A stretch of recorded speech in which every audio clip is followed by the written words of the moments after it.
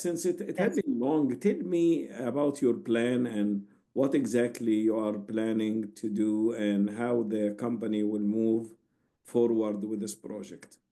Yes, for sure. So we are planning to have some lectures for our students Hmm. to let them increase their knowledge and also expose them to um, new perspectives from other parts of the world, especially in with such incredible physicians, and that's why we think the to have a lecture in English and with someone that is looking for other studies and dealing with other um, culture and environment is good for them. So they increase their knowledge, they can develop themselves and expand their um,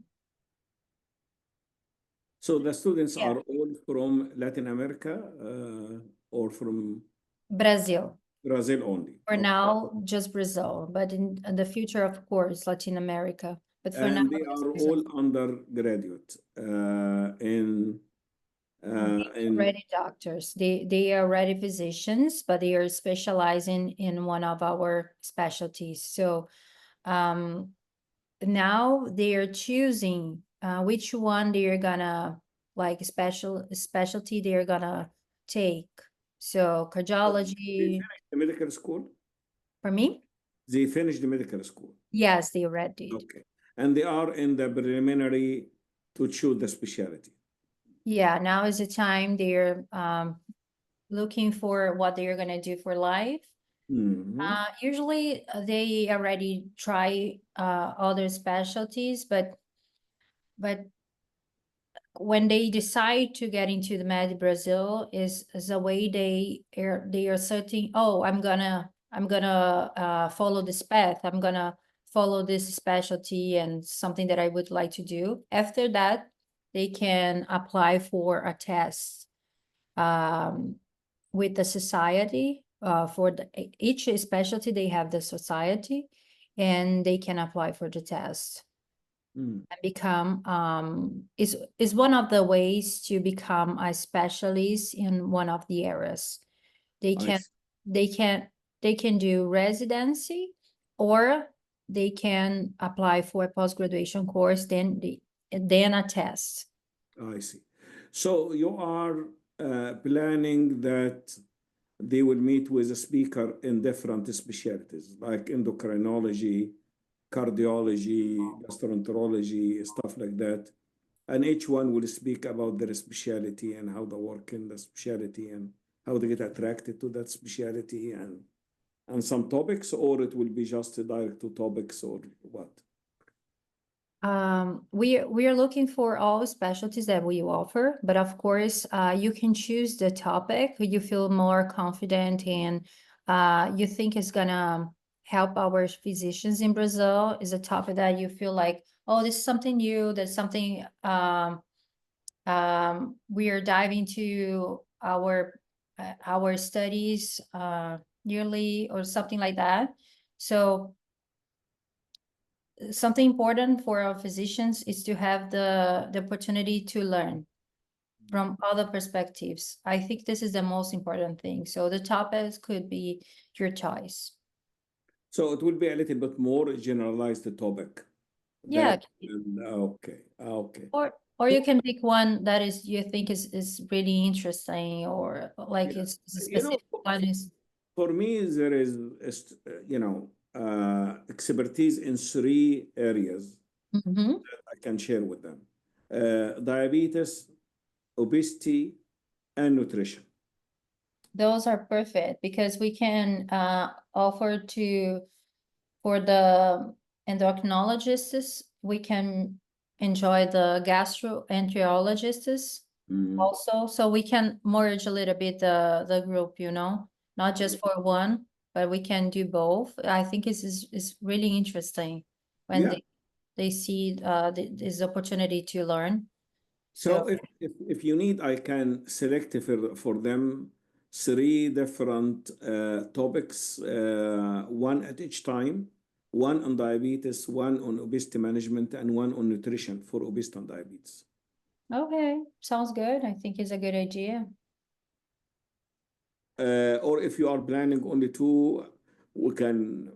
Obesity, I think, is a good idea because in Brazil now it's popping up the Monjaro and other stuffs. So I think is a good thing. And also to explain about the possibilities, what is good, what is not good, and the nutrition at the same time, because the medicine works in a way, but you need to change your habits and have a better Yeah, we can talk, we can take one whole talk about nutrition and weight management, and then one others will be on the pharmacology of the management. Okay, perfect. Sounds In good. that scenario, they understand Ozempic, Mounjaro, all those medications, what is benefits, what is the drawbacks, what are the medications that are used for obesity management, how they will use it, what is the pros and cons, and so on. So maybe one whole topic about the pharmacologic management and all the new updates and the new medication, the pipelines and all the stuff. One will be nutrition and weight management and how the conventional way of weight management. And then a third one about diabetes and the pathophysiology and the new classification and the new management and the precision medicine and the AI in that field and so on. So they will understand that whole diabetes, obesity management issue. So we can have it like three different topics. That's really good. I think it's a good idea. Yeah. Would you like them to be live or recorded or what? I think his life is gonna be good. For today, we are gonna have just a small talk about what we are gonna face in when they have the lecture, and they can know a little bit more about yourself. Not just, of course, you already know by everyone here, of course, but I think we would like to discover all the parts of Dr. Osama. Yeah, absolutely. And so you would like that in which way? You would like me to introduce myself to them, or you would like to make a recording video introduction, or? We can do right now. So this is the point. We're gonna do the interview right now. I think Alba already sent you the questions that we had, but easy one. So some parts that you don't like, don't want to dive into, just let me know, because we can cut some parts, so the marketing can cut some parts that you don't want to dive into. I don't remember that I received them, but I am ready for whatever question that you will ask. Okay, perfect. So you are amazing. No problem. I'm going to start. Just present yourself. Just say good morning, good afternoon, and stuff like that, and welcome you as an interviewer. And we can start with some questions, okay? Okay, sure. Perfect. Okay. So, good morning, everyone. It's an honor to welcome you all to this special session. Today, we are deeply privileged to be joined by Dr. Osama Hendi, a world-renowned endocrinologist and researcher. Dr. Hendi is the Director of International Medical Affairs, Medical Director of the Obesity Clinic Program and Inpatient Diabetes Program, and an Associate Professor at Harvard Medical School. His contributions to the field of diabetes and obesity management have had a profound global impact, especially in redefining standards of care and integrating innovative therapeutic approaches. So it's truly an honor to have him with us. Thank you so much, Dr. Hendi, to join us today. It's a really pleasure to have you here. My name is Gabriela Lago, and I'm the International Director of MEDBRASIL, a medical education institution committed to excellence in post-graduation training for physicians across Brazil. And I'm currently based in Toronto, Canada, and it's a pleasure to lead our global initiatives here and have you as one of our speakers for our students. Thank you so much. I really appreciate it. Hi, Gabriela. It is a pleasure and honor to be with you and with all the audience for your education programs. I will be more than happy to share with them a lot of what we learned over years here in Boston and in Harvard. Sounds good. Sounds good. To begin, Dr. Hendi, we love for our students to get to know a bit more about a person behind such an impressive career. It is a pleasure. You know, I have been in diabetes field for almost 40 years, and I did my practice in 4 countries. I grew up my early life in Egypt. I was teaching in the university in Egypt. Then I get training in Germany on insulin infusion pump and technology of diabetes in the very early stage, that back in 1989. And then I was a physician and director of the Department of Medicine in Saudi Arabia for around 6 years. And then I moved to US and I have been with Joslin Diabetes Center at Harvard Medical School for almost 28 years. And this is my place of work. I treat people with type 1 and type 2 diabetes. At Joslin, we care for around 25,000 patients. And under my care, direct care, around 1,500 patients with type 1 and type 2 diabetes. I do a lot of clinical research around weight management. I created several programs for diabetes weight management. Among them, the famous Y Weight program or weight achievement and intensive treatment. And we have another new program called the DROP program, diabetes remission outcome program, that aim to put diabetes into remission, especially when it is diagnosed early within the first 5 years. And also for almost around 11, 12 years, I directed the inpatient diabetes service. We restructured the entire program at Harvard, and we introduced several protocols for management of people with diabetes in the hospital. I have been involved a lot with technology of diabetes, and currently I am the world third most cited physician on diabetes technology by Google Scholar. So I did a lot of work on insulin infusion pump, artificial pancreas, continuous glucose monitors, and I did tons of publication on that. I have more than 150 publication in the area of diabetes and obesity and the impact of weight loss on cardiovascular disease. And I was part of 2 major studies. Most people know the diabetes prevention program in the US, and also the Look Ahead study, which is the biggest study in diabetes to see if weight loss can prevent cardiovascular problems. I do also some clinical trials on drugs, especially GLP-1, and a lot of research on nutrition as well. And I had been part of all the transformation in the nutrition advice and guidelines. Dr. Osama, I'm very impressed for your background and also for your dedication to the studies of the diabetes and your topics. You're dive into your life. It's really incredible, and also an honor to our students in MEDBRASIL have you here with us with this interview. Thank you so much. I really appreciate it. It's incredible. And something that we believe is about the continuing education. And as we can see, even though you have your all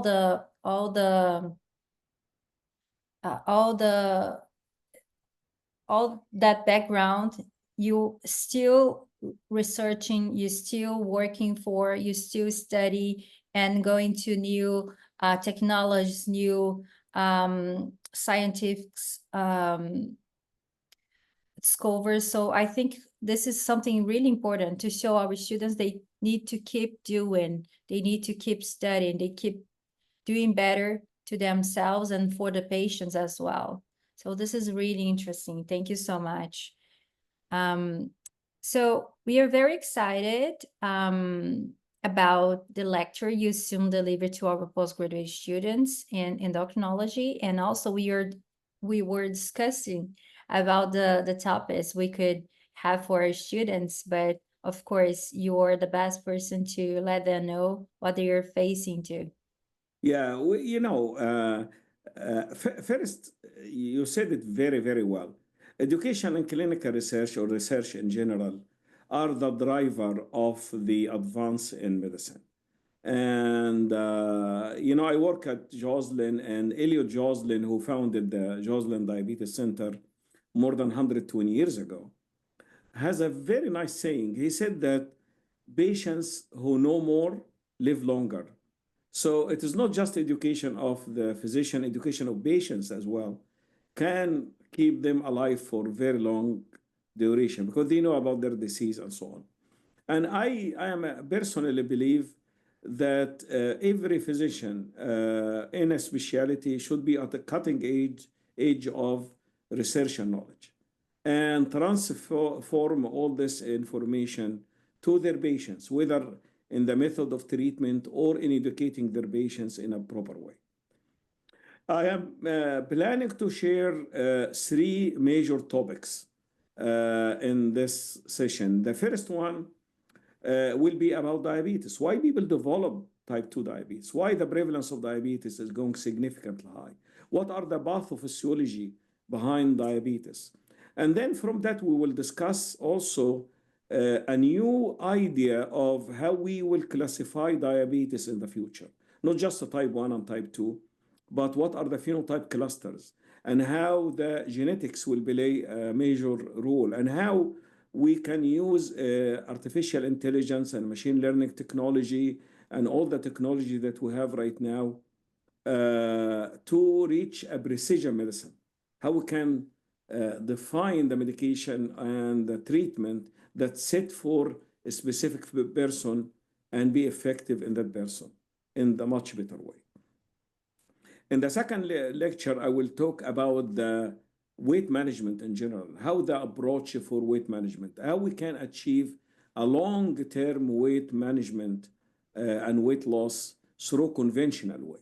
And as I mentioned, we have several programs for diabetes management by weight reduction, and also have programs for diabetes remission by intervention. So in that one, we'll discuss a lot about nutrition and the fundamental of nutrition and how we can use nutrition as a therapy. That's what's called the medical nutrition therapy. And I will share the results of short-term and long-term data that we have about maintenance of weight loss for longer duration, how people can achieve that. In the third presentation, I will talk about medications. We know we have newer medication for weight management. A lot of people heard about those medication now. And in the pipeline, there are several others. So we'll touch base about what is coming in the future and how those medication are used and how the results looks like. But the most important, we'll talk about the pros and cons. And what is the benefit that we can get? What are the drawbacks that people have to pay attention to? And how this medication will play a major role in our decisions in the future in diabetes management and in obesity management. Those are very interesting topics, Dr. Osama, and also makes me think about the technologies that you already told us a little bit you're going to dive into.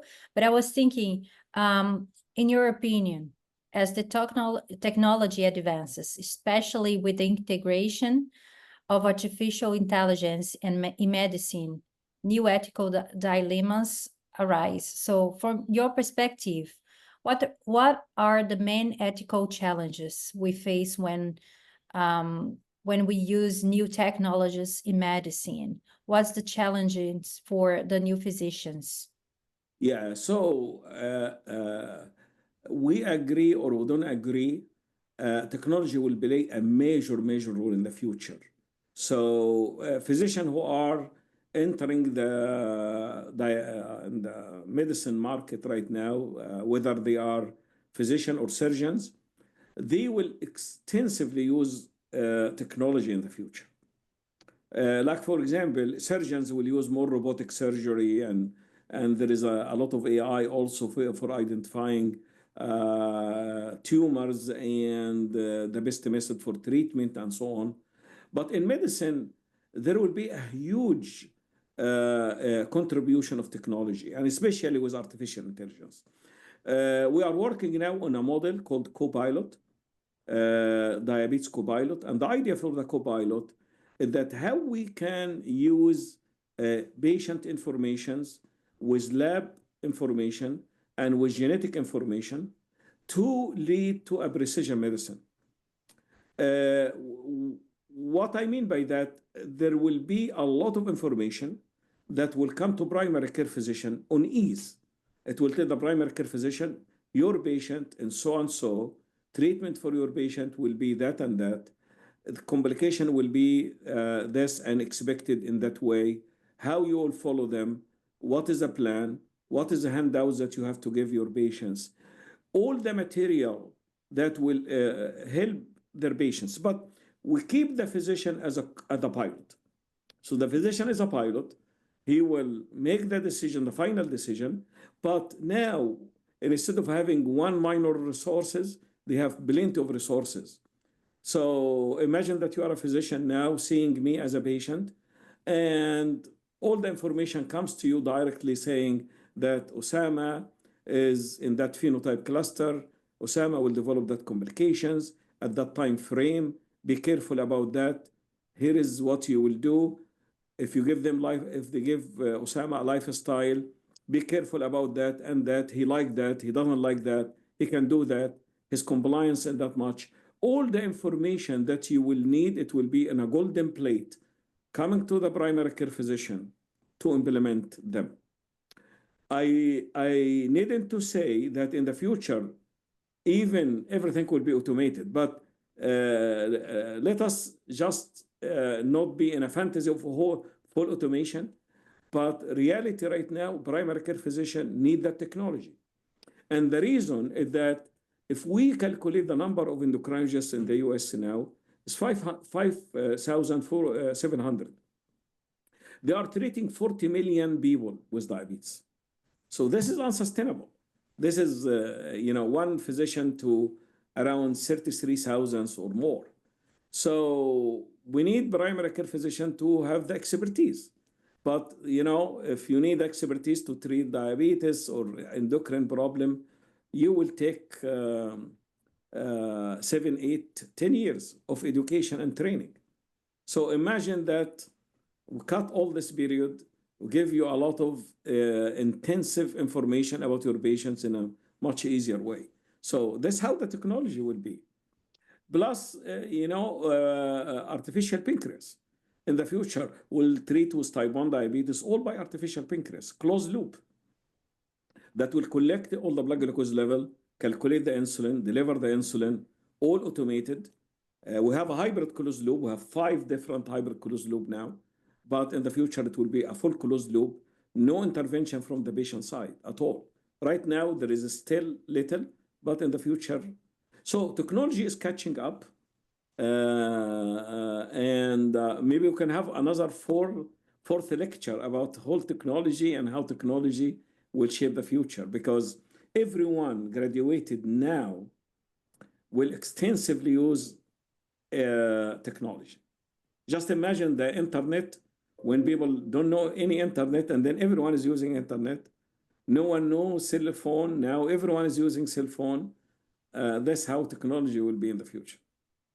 That's right. It's really good when we hear about the technology from you, Dr. Osama, because as you told us, you have like a huge background, facing a lot of diverse countries, cultures, and also technologies and researches and studies, and of course, different time life also. So nowadays we're more exposed to the AI technology and other technology that is increasing all the time. And something important, as that you said, is going to be helpful for physicians, for the primary care, and also they can focus something very important into the patient.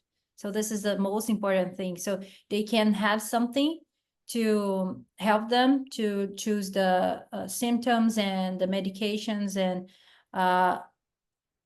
increase the opportunities to have a better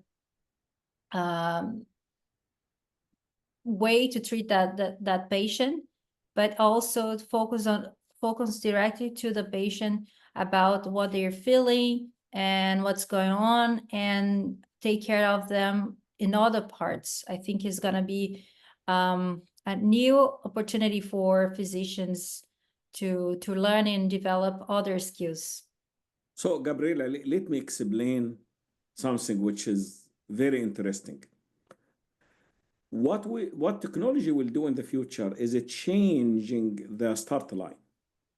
Okay, so right now the start line is when patient come to physician interview, get information, do investigation, and then manage patient and give them some technology to use. The start line will move way before. So before the physician, before the patient come to the physician, all that information will be collected, all the lab will be done, all the technology will be done, all the genetic will be done. And then when they come to the physician, no wasting of time, everything is known, and the physician starts from now planning all the future for them. Rather than gathering all the information and analyze all the information, technology will do all of this at the beginning. So start line will move earlier than coming to the physician to do it. So that's how I view the technology in the future. Yes, definitely. It's really it's such opportunity for all physicians to learn new things, and also the opportunity to understand the technology is not to replace them, but is help them to become better.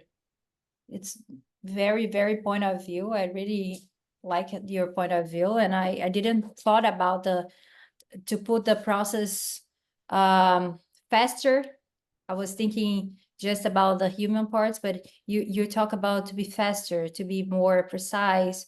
This is a really thing, is a point for all of our physicians, especially in Brazil, because they're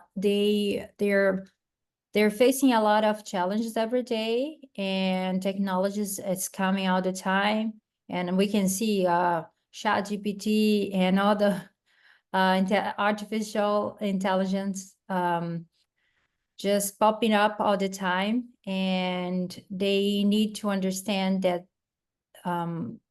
they still need to study, they still need to get into the process and understand the technology is going to be there for help them, not to replace them or doing something that they should done. So I think is a good point of view. And also talking about Brazilians and our perspectives in Brazil, I was just thinking about it, your background. You said that you spend your life in 4 or 5 countries, and facing a lot of different cultures and environments and technologies and everything, of course. And as we know, the medical practice in US is globally recognized, and for the integration, the technology, the research, the researchers, the innovation for different kinds of things, and also evidence-based research. In your opinion, how the American experience can, both practical and academic, of course, can inspire our valuable Brazilian physicians That's at Brazil? That's very, very good question. Yeah. First of all, I went to Brazil several times, to Rio many times, and São Paulo many times, and other cities, and even Brasilia and others. So I had been in Brazil many, many times, and I have a lot of colleagues and friends in Brazil. And I am deeply interested in the transculture management. So almost 15 years ago, we created what's called transculture diabetes nutrition algorithm, or TDNA. And the idea is that how we can translate everything that we know and apply to suit different cultures. And in that way, we met with thought leaders in every country, and we started to formulate certain pathway that we are using here to be adapted to the culture in their country. And one of them was Brazil. And we have publication that came from Brazil on transculture. Actually, we finished up till now 29 countries across the globe. Because food is different, activity is different, hobbies are different, motivation are different. And it is very difficult to say whatever play here will play exactly the same way in Brazil or in Mexico or in some other country. It's very, very difficult. We have to suit everything that we know to the culture.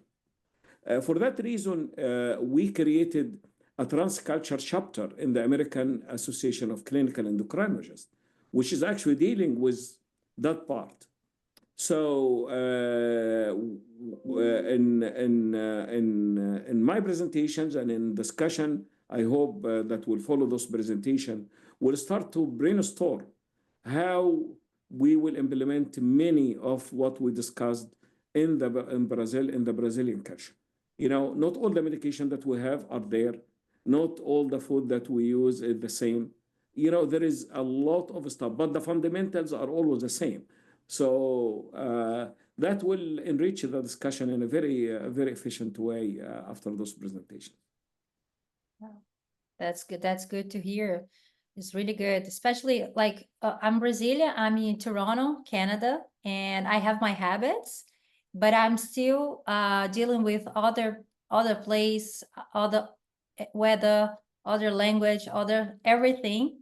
But I'm still Brazilian, and I have my habits. So if the physician knew that I have a certain background, certain hobbies, habits, I think is gonna help them to understand more about what's going on with me as a patient. And I think this is important for all physicians, not just in Brazil, because nowadays everyone is going to everywhere. So we can work from everywhere. Like we are having an interview right now. You're in Boston and I'm in Toronto, but at the same time we're talking about Brazil. So this is a kind of interesting thing to think about it. Gabriela, let me give you a very nice example. In our weight management, exercise is a very important and major part. Okay. So when we went to Latin America, not a lot of people are doing a lot of exercise. And we started to see what is going on, what are the barriers. People are hard workers, they don't have time, they don't, you know, they cannot commit, they cannot afford to go to gym or here or there. And then we start to say, okay, what about dancing? And we found that everyone loved dancing. And I said, okay, dancing is a very, very good exercise. So after a tiring day, run the music, and then you have samba, you have salsa, you have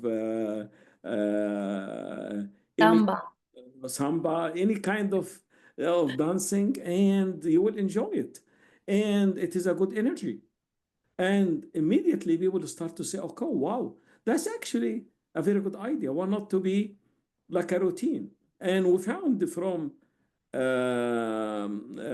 psychological and behavior studies that if you repeat something for 60 days, 66 days in a row, it becomes a habit. It becomes like addiction.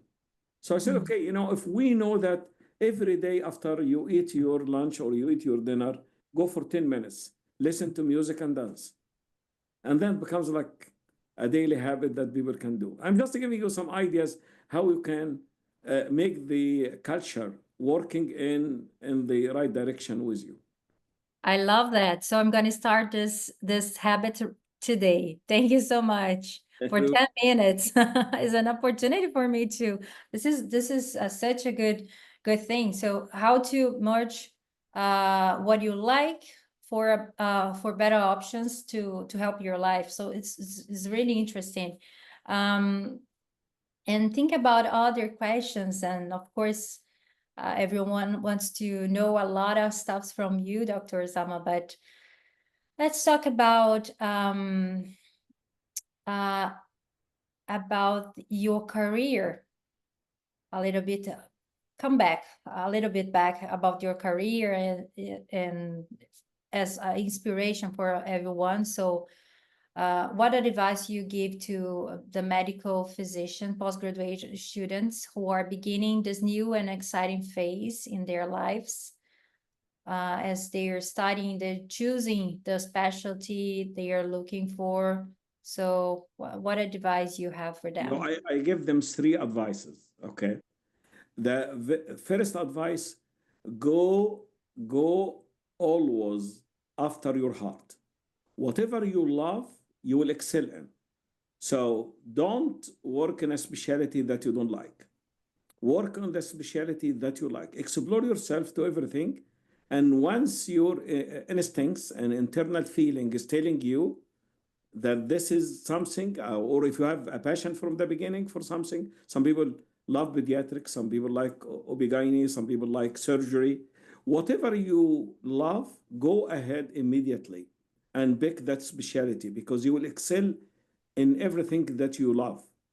And when you go to your work, you go with love. You think that I'll be productive in that field, rather than it will be a routine work, tedious work, boring work, and you burn out yourself quickly. So go first with things that you. The second is that in every specialty, whatever the specialty is, there is a niche. And if you excel as much as you can in that niche, like for example, in the whole diabetes, there is type 1 and type 2 and young and adults and here and there and comprehend. Just pick one that you like most and do as much as you can and expand yourself. In no time, you will be recognized across the globe in that area because this is the area that you excel in. Not in everything, but just pick one and try to focus on that one. And then try to excel in that one. The third advice, anything that you love and you do research on it. Because research is the powertrain for advancement. So if you have a research in something and then you take that research and you translate into clinical practice, it will be amazing. You are translating everything in clinical practice, you research it, you translate it in clinical practice, and then by that you will be recognized in that field. Everyone will know about Gabriela because Gabriela focused on that area, her research in that area, her publication in that area, and so on. But the biggest mistake that anyone will do is that I will be a broad spectrum. If you are broad spectrum, you are not in the radar. No one will see you. But if you are very specific to the target, working on that target, something that you love, you will excel. This is so incredible. The first question I did, it was about ask you about the Dr. Osama behind Dr. Osama. So this time you just showed to all of us you love what you do. That's why you're the best and you're what you do every day because you love what you do and something that make you happy every day. So it's something important to our students too, for everyone actually. So make something that you love and your passion too. This is really good to hear, especially from you, Dr. Osama, as you have a lot of experience and background that is incredible. This is something that we need to think about it and choose about it. You know, Gabriela, let me tell you, I had been always fond of technology, okay? So when I was a young diabetologist sitting in my clinic, seeing my patients, and hearing about something called insulin pump, it was very, very new at that time. No one knew that much about it. And I was basically some nights I can't sleep thinking of this pump and how that pump works and how the pump will deliver insulin and how.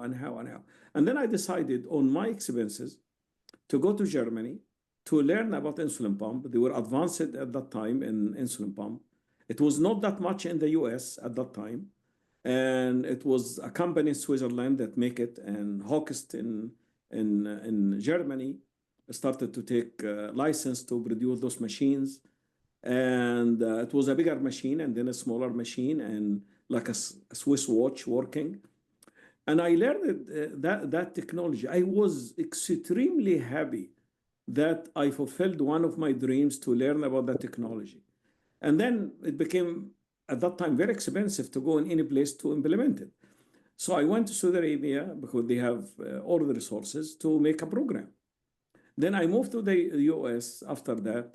And in University of Missouri, where I started, no one heard about insulin pump. No one know about insulin pump. There was only 4 or 5 pump programs in the entire nation.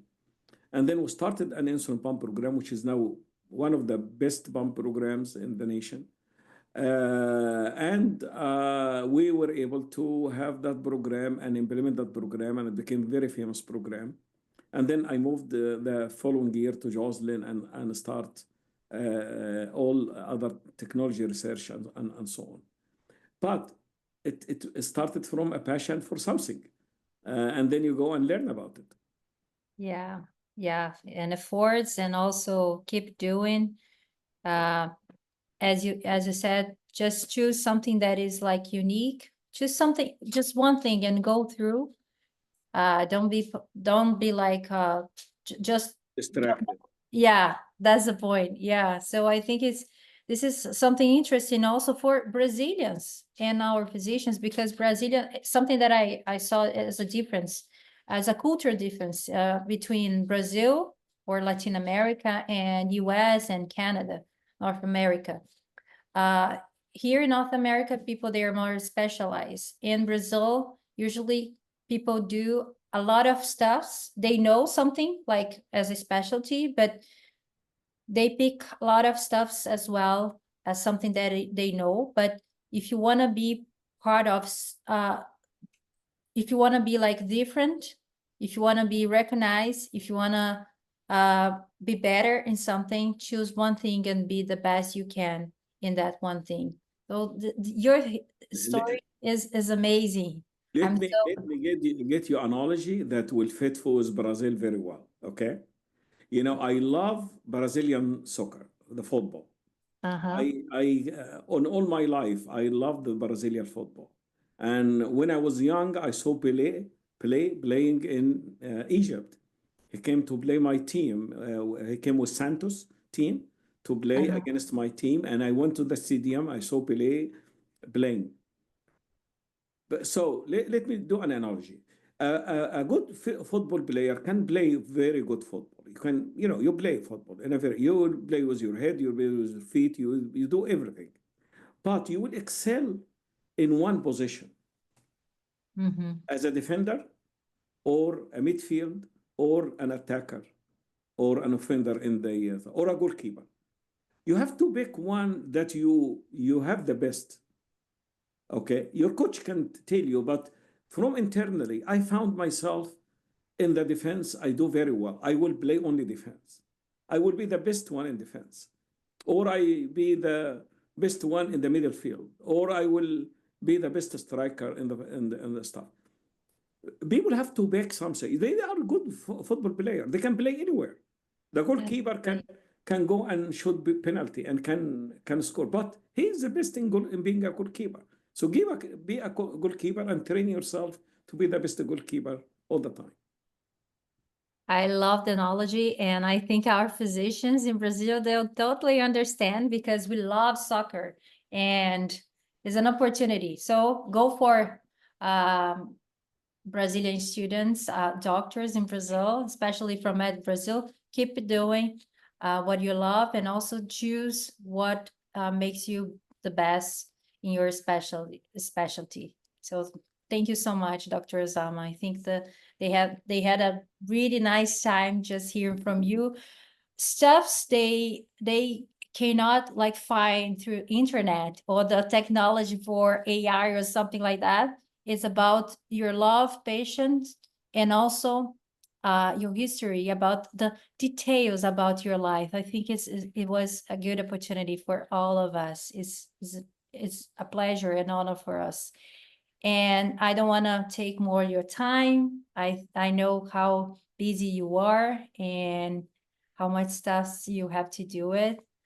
And before we wrap up, we love to record a short message from you to our future students in Brazil. And that's all.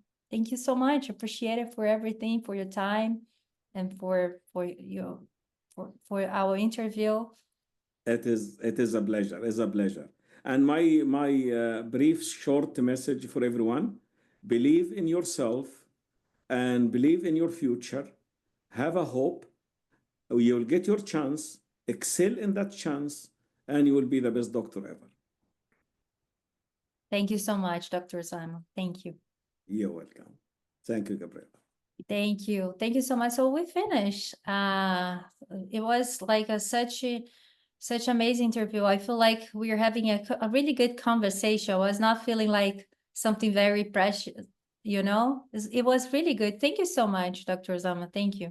And I hope people will have that the feeling of, the passion in what they would like to do. And we'll hope that we will be through this presentation, interaction, and so on, will create some passion in what they do. Thank you. Yeah, it's really good. So you make me feel like relaxed and very calm. It's always good stay like having a time with you is really good.